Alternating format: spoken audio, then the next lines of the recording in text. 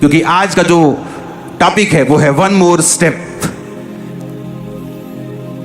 One more step, बोलो एक और कदम। फिर से बोलो ऊंची आवाज। नहीं, ऐसा करो, आंखें बंद करके बोलो 4 बार, आंखें खोल के 3 बार। आंखें खोल के बोलो, फिर आंखें बंद करके बोलो एक और कदम।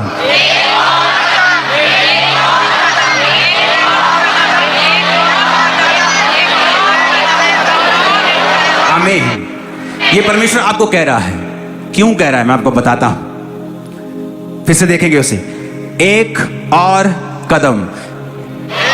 बस ये फोटो याद रखना कि जब भी ये परमेश्वर ने दिया है आप लोगों के लिए, एक और कदम तुम्हें बढ़ाना है। मैं बताता हूं परमेश्वर कैसे काम करता है। जब ये चीजें हो रही थी, 20 आयत में लिखा, वो जाकर दिकापुलिस में इस बात का प्रचार करने लगा कि यीशु ने मेरे लिए कैसे बड़े काम किए, और सब लोग अचंभा करते थे। पूरे देश में प्रचार करने लगा कि मैं वही हूं जो संगलों से बांधा हुआ था, देखो मैं चंगा हो गया हूं। किसने किया? प्रभु यीशु ने, पूरे देश में। अब यह काम खत्म हो गया। लेकिन फिर यीशु फिर नाव से पार गए और एक बड़ी भीड़ इकट्ठी हो गई। अब वो असाइनमेंट खत्म हो गई, अब नेक्स्ट असाइनमेंट शुरू। येयर नामक आराधनालयों के सरदारों में से एक आया, उसे देखकर पांव पर गिरा और यह कहकर विनती की, मेरी छोटी बेटी मरने पे है, तो आकर अपना हाथ उस पर रख तो वो चंगी होकर जीवित रहे। यीशु मसीह उसके साथ चले और बड़ी भीड़ प्रभु यीशु मसीह का संग हो गई, यहां तक कि लोग प्रभु यीशु मसीह पर गिरे पड़ते थे। क्यों गिरते थे? चंगे होने के लिए। एक स्त्री थी जिसको 12 वर्ष से लहू बहने का रोग था। उसने बड़े वैद्यों से दुख उठाया, अपना माल व्यय करने पर लाभ ना हुआ और भी रोगी हो गई। यहां पर 2 केस हैं। एक तो ये लेडी 12 साल की लहू बहने वाली, और दूसरा केस है आराधनालय के सरदार की बेटी। 35 आयत में लिखा, वो कह ही रहा था कि आराधनालय के सरदार के लोगों ने आकर कहा, तेरी बेटी तो मर गई, अब गुरु को दुख क्यों देता है। जो बातें वो कह रहे थे, यीशु ने अनसुनी करके आराधनालय के सरदार से कहा, मत डर, केवल विश्वास रख। आप बाइबल के रूल को समझें और एक स्पिरिचुअल लॉ को समझें। परमेश्वर लॉ, कानून के साथ, जिसने कानून को बनाया है, वो ये एक्सपेक्ट करता है कि उसके जो लोग हैं वो कानून को समझें। अगर आप कानून को नहीं समझेंगे, अगर आप स्पिरिचुअल कानून नहीं समझेंगे तो प्रॉब्लम होगी। क्या कानून है? One more step. फिर से बोलो एक और कदम। आप जब भी बाइबल में देखेंगे, लोगों को लगता है हीलिंग इजी है, लेकिन हीलिंग इतनी आसान नहीं है। उनको लगता है, कुछ लोगों को लगता है इजी है, प्रार्थना होगी अभी ठीक हो जाए, लेकिन वो इतना आसान नहीं है। कई बार, अब यहां पर हम एक लड़की को देखते हैं, वो बीमार है, उसका बाप आके कह रहा है यीशु मसीह चले, यीशु मसीह चले, तो वो यीशु मसीह के साथ चलता है। अब नेक्स्ट क्या होता है कि कोई आके कहता है कि तेरी बेटी मर गई, लेकिन यीशु मसीह कह रहा है डर मत, सिर्फ क्या कर, विश्वास रख। अंधा चल पड़ा है परमेश्वर के पीछे, प्रभु मुझ पे दया कर, प्रभु मुझ पे दया कर। अभी भी परमेश्वर उससे ठीक नहीं कर रहे हैं। लिखा, वो और चिल्लाने लगा, वन मोर स्टेप। मैंने देखा है स्पिरिचुअल रेल्म में, जब आपका काम ना हो रहा हो, एक और कदम उठाइए परमेश्वर की ओर। पीछे मत हटिए, पीछे मत हटिए। परमेश्वर ऐसे काम नहीं करता। आपको उसे प्रेशर देना पड़ेगा और लगातार देना पड़ेगा। एक बार खटखटाया, 2 बार, 3 बार, 10 बार, 20 बार, 10 लाख बार भी खटखटाना पड़ेगा। One more step. ये परमेश्वर आपको इसलिए कह रहा है क्योंकि आपके बहुतों के काम होने वाले हैं। इसीलिए उसने आत्मा में ये वर्ड देख, मेरे लोगों को बोल कि एक और कदम उठाएं, पीछे ना हटें, थके ना, अके ना, एक और कदम उठाएं। आप प्रार्थना कर रहे हैं, आप एक और कदम उठाएं, फास्टिंग शुरू कर दें, विश्वास को और बढ़ाएं, प्रेयर लाइफ को और बढ़ाएं, निराश ना हो। निराशा रखने से परमेश्वर का कोई भी नुकसान नहीं होगा, उसका लॉ चेंज नहीं होगा, उसका दिमाग चेंज नहीं होगा, चीज नहीं आ जाएगी, काम नहीं होगा, उल्टा फ्रस्ट्रेशन आएगी, थोड़ा पीछे चले जाएंगे आप, फिर से आप आगे आने की ट्राई करेंगे। ये सारी चीजें होंगी अगर आप एक और कदम नहीं उठाएंगे। हालेलुया। चिंता मत करो, शैतान का आखिरी दिन है आज छुटकारा होगा, शैतान को पहले से पता है। क्योंकि जो प्रेयर इसलिए मैंने आज बाद में की है कि मुझे पता है मुझे किस चीज के लिए प्रार्थना करनी है, और शायद शैतान को पहले से पता है, वो डर चुका है। हालेलुया। तो आपको ये बात बड़े ध्यान से समझनी है। एक और कदम, फिर से बोलो ऊंची आवाज में, आपको एक और कदम उठाना है। आमीन। आप देखो, उसकी बेटी मर गई है। कोई भी आदमी इमोशनल हो सकता है कि छोड़ो अब क्या करना। मैंने तो सुना था यीशु मसीह शब्द ही बोल देते हैं, फलाने का सेवक ठीक हो गया था, यार मेरे को तो कुछ मिला नहीं है। निराश होता और कहता चलो कोई नहीं प्रभु आप करो काम, मैं जरा जाता हूं। एक और कदम। मरने के बाद भी परमेश्वर बता रहे थे एक और कदम। अभी खत्म नहीं हुई तुम्हारी कहानी, तुम्हारी कहानी अभी शुरू हुई है। मैंने कहा तुम्हारे घरों की कहानी अभी शुरू हुई है।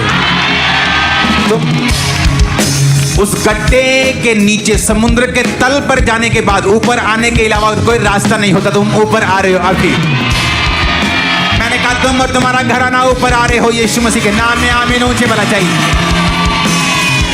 हालेलुया। क्या एक और स्टेप आप लेने के लिए तैयार हैं?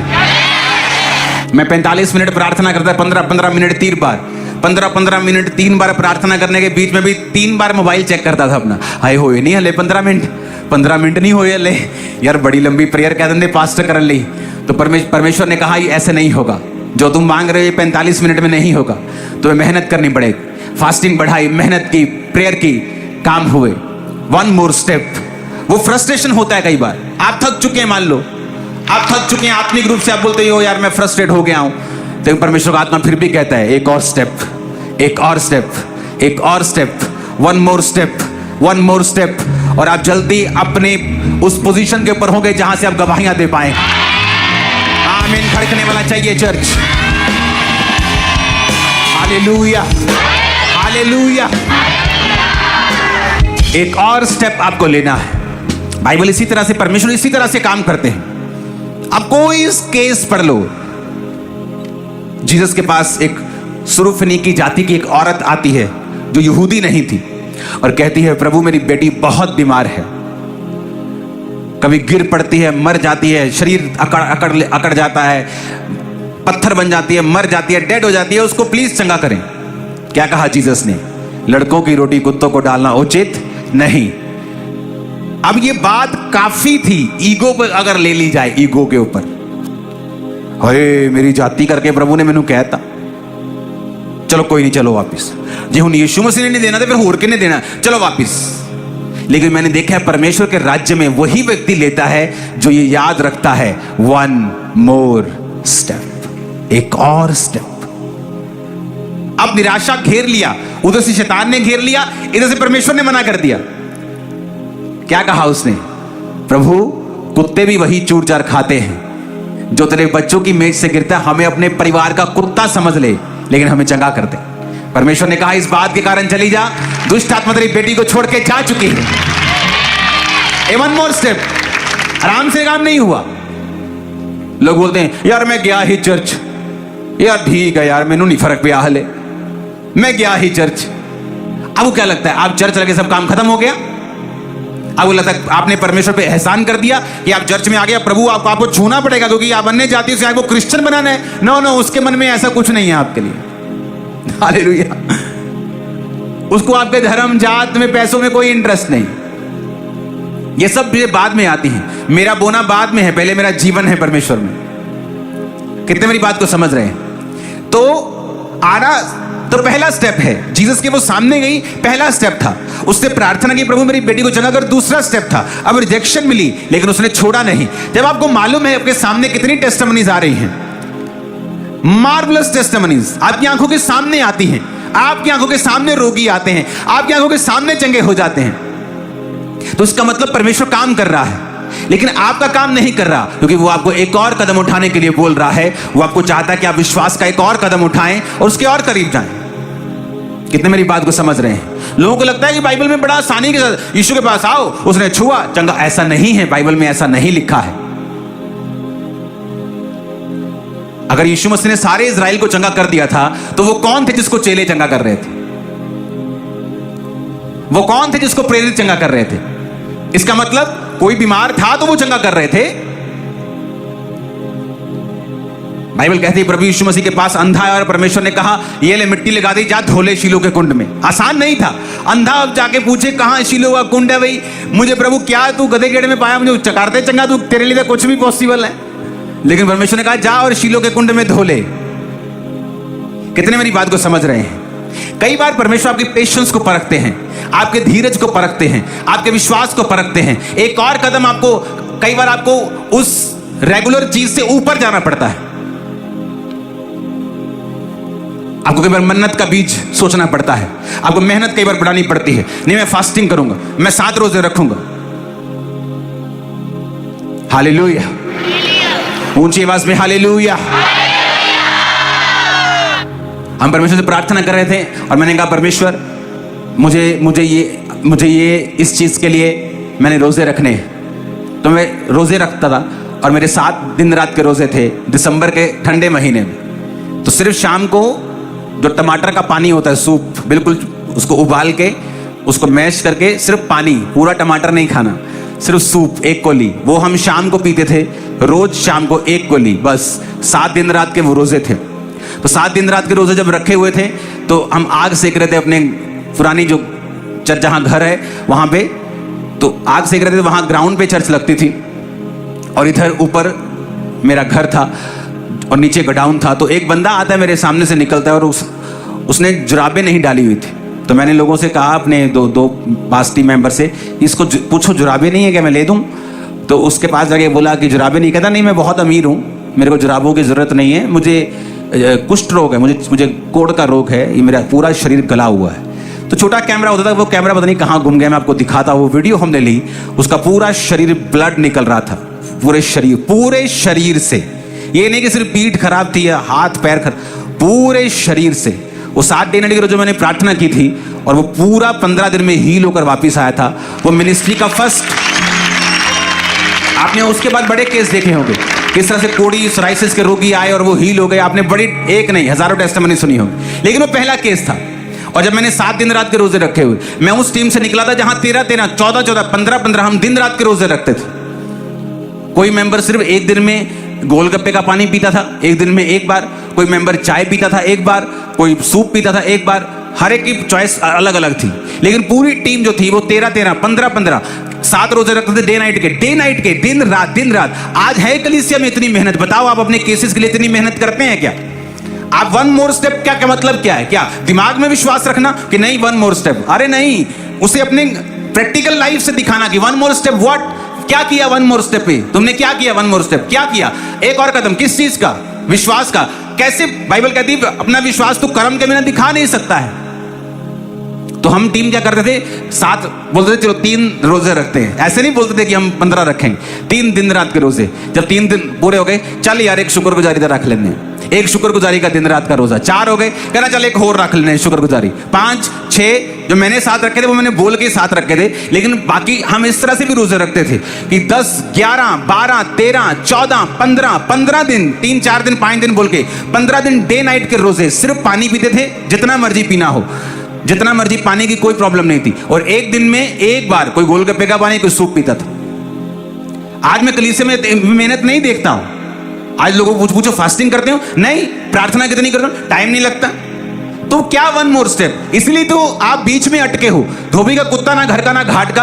अब है भी है, परमेश्वर पास भी है, लेकिन काम नहीं हो रहे, क्योंकि परमेश्वर एक्सपेक्ट करता है, क्योंकि वो महान है, वो ग्लोरियस है। वो चाहता है कि आप उसे ऑनर दें, आप अपना फेथ दिखाएं, विश्वास दिखाएं और कहें कि प्रभु तो मना भी कर रहा, लेकिन हम नहीं जाएंगे छोड़ के। तो वैसा फेथ कई बार हम दिखा नहीं पाते, क्योंकि हमारे कदम वैसे नहीं है। कितने लोगों ने कभी 7 दिन रात के रोजे रखे हैं, डे नाइट के? हाथ खड़ा करो, ये देखो। देखो देखो देखो चर्च में कितने लोग हैं, हाथ को हिलाओ जरा, है ही नहीं। ये 15, 20, 25, 30, ये 3 लाख लोगों में क्या 150-200 लोग बैठे हैं।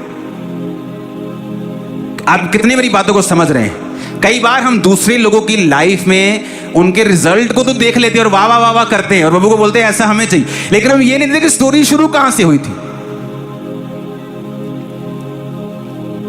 वो अंग्रेजों के वो चेहरे पे होती है ना तिल तिल से, देखें कभी अंग्रेजों के, वो मेरा चेहरा अंग्रेजों वाला बन गया था, इतने तिल थे मुंह में, क्योंकि हर टाइम रोजों में होता था। और रंग इससे भी गोरा था, जब मैं टीन एज में था रंग और गोरा, लेकिन तिली होती थी मुंह के ऊपर। क्यों? क्योंकि रोजे अगर रखने हैं तो आपको कई बार सेक्रीफाइस करना पड़ता है अपनी सेहत के लिए। उन 7 रोजों में कोई ऐसा नहीं था कि हम प्रार्थना करें प्रभु लंगड़ों को भेज, ऐसा कुछ नहीं था। जस्ट बैठे, साथ में मेरी शॉप होती थी, मैं अपना काम भी करता था उस समय, और साथ में हम आग सेक रहे थे। बहुत ठंडा टाइम था, मेरे बर्थडे के टाइम पे मैं रोजे रख के बैठा हुआ था, 5 जनवरी के करीब। तो कहां है मेहनत? वन मोर स्टेप किस चीज का? क्या है आपके पास? क्या आपने कभी सोचा ये काम नहीं हो रहा, क्यों नहीं हो रहा? अब पीछे जाना कोई इलाज नहीं है, आगे बढ़ना पड़ेगा। तो कैसे बढ़ेंगे आगे? क्या सिर्फ चर्च की ओर देखी जाएगी कि कब ले हैंड होगा? कई बार ले हैंड पे भी मेरा काम नहीं हुआ, फिर क्या करेंगे? खुद मेहनत करनी पड़ेगी, आपको घुटने लगाने पड़ेंगे, आपको रोजे रखने पड़ेंगे, आपको परमेश्वर के सामने जाना पड़ेगा। जिस टीम से मैं निकला हूं वो आज भी उसी तरह रोजे रखती है। 7 दिन 3 दिन रात के, हर हफ्ते 2 दिन रात के, 3 दिन रात के, इस तरह से मेहनत की जाती है। अगर आपको नहीं समझ आएगा तो नहीं आएगा। वन मोर स्टेप किस चीज का? ये परमेश्वर का वचन था आप लोगों के लिए। एक और स्टेप उठाओ, वो तैयार है तुम्हारी लाइफ में मिरेकल करने के लिए, बड़ी हीलिंग करने के लिए, बड़ा डिलीवरेंस करने के लिए। करीब जाओ उसके। Hallelujah, hallelujah. जिन लोगों को रोजे रखने की आदत है, मैं आपको बताता हूं, जब 3-4 दिन हो जाते हैं ना खाना खाए, तो वट्टे भी टेस्टी लगने लगते हैं। जो दाल कभी टेस्टी नहीं लगती, दिमाग में उसके भी सपने आने लगते हैं कि वाह। जो कभी चीजें टेस्टी लगती, उनको देख कर मुंह में पानी आता है, यार टिंडे तो कमाल है। हालेलुया। तो जिन लोगों को रोजे रखने की आदत होती है उनको मालूम होता है, लेकिन प्रॉब्लम यह है चर्च मेहनत करके राजी नहीं, वो चाहती ले हैंड हो जाए। मैंने ले हैंड करवाया, लेकिन परमेश्वर कई बार ले हैंड से भी अधिक चाहता है कि आप मेहनत करें। वन मोर स्टेप, वो क्या है? वो ये वाला स्टेप।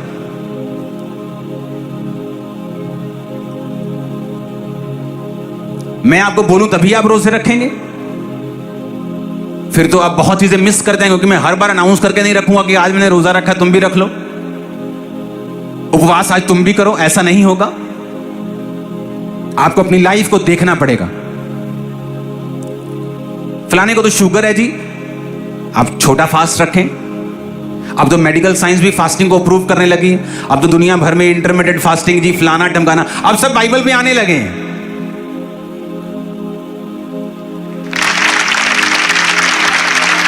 अब देख लो, इंटरनेट भरा हुआ फास्टिंग के फायदों से। कितनी बातों को समझ रहे हैं? एक और स्टेप आपको उठाना है। अगर आप मेहनत नहीं करेंगे, एक और कदम, ये वाला कदम स्पेशल है। ये वो कदम है जब आप थक चुके होते हैं। आपका ट्रेनर जब आपको जिम कराता है ना, आप बोलते हो बस, कहता बस 2 और। उसे बताइए जो 2 और है ना, यही रिजल्ट निकालेंगे। बस 1 और, बस 5 और। उसे बताया जितनी तेरी कैपेसिटी तूने कर दिया, लेकिन उसको बताया ये कर दिया, ये फिट तो रहेगा, लेकिन अगर इसे अगले लेवल पे जाना है, वो बोलेगा 2 और, 1 और, 1 और, लास्ट। आप मेरी बात समझ रहे हो कि नहीं? आत्मा में भी वैसा ही है। अगर आपको नेक्स्ट लेवल पे जाना है, कुछ ऐसा करना है, वन मोर स्टेप। वो कैसे होगा? अपना बीज चेक करें, अपनी प्रार्थना चेक करें, अपनी फास्टिंग चेक करें, अपनी दूसरी लाइफ चेक करें कि आप लोगों की बाइबल में एक बात लिखी है। अगर आपको छुटकारा पाना है ना, आपको मतलब नहीं कि लोग क्या कहते हैं, आपको मतलब नहीं कि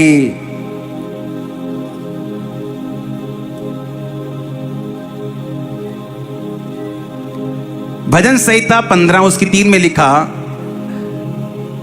पहले से पढ़ना पड़ेगा मेरे को। कहता हे परमेश्वर, तेरे तंबू में कौन रहेगा, तेरे पवित्र पर्वत पर कौन बसने पाएगा।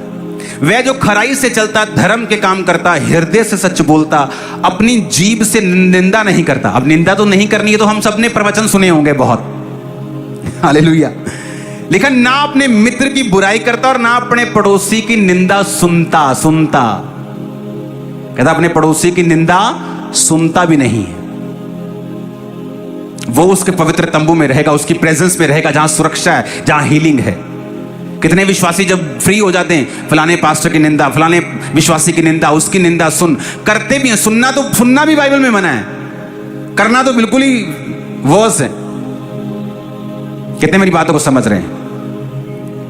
फिर से 7 बार बोलो, आंखें बंद करके ऊंची आवाज में, मन में आपको सुनना चाहिए, मन में भी। 1 मोर स्टेप, और खुदाबंद आपसे बात करेंगे।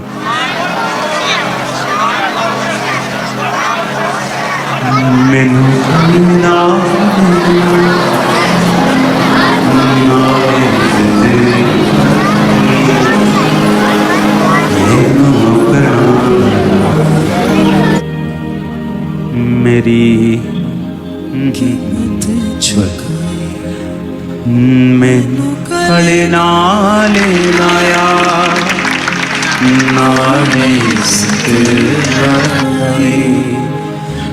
मैनू अपना बना के मेरी कीमत चुकाई। रूहे पाक मेरी कीती सारी जिंदगी रूहानी, रूहे पाक मेरी कीती सारी जिंदगी रूहानी। मेरे नाल सदा रहदा ओदी बड़ी मेहरबानी। अपने घुटनों के बाहर आ जाओ। थैंक यू जीसस, बोलो ऊंची आवाज।